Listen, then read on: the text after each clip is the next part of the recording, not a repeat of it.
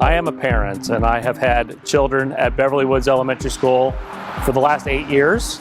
For several years leading up to 2016, we recognized the need for pedestrian safety.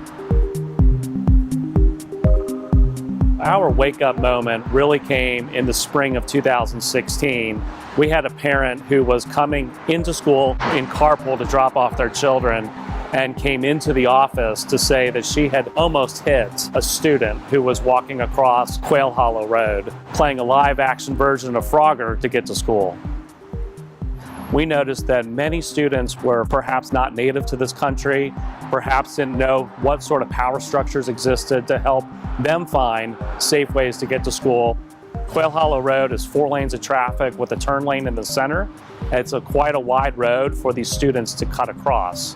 The street becomes an unnatural barrier that is very much like a wall. You can look out from your apartment and see the school, but you can't get there too easily without walking a half mile to the nearest crosswalk and then a half mile back to the school. Our interrupt moment really came as a school leadership team, as the parent lead, along with the teacher lead, along with the now retired school principal, saying, it's time we call Charlotte Department of Transportation and say, something's got to be done. We need a crosswalk to help these students.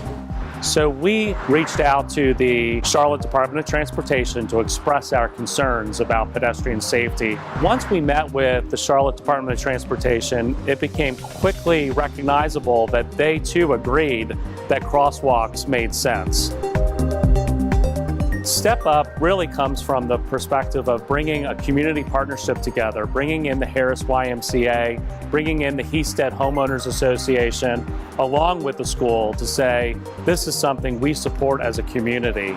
So we were really invited to the table as Beverly Woods Elementary School leadership. We're talking to CDOT. And so we heard what they wanted to do, and we said, we're absolutely 100% behind this effort. What do you need?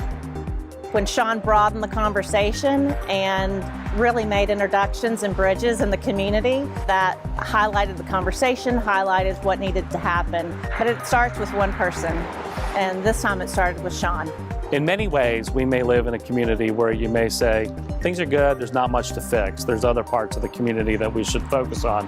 And while that may be very true, I think any of us who live anywhere can see something and step up and do something to help others.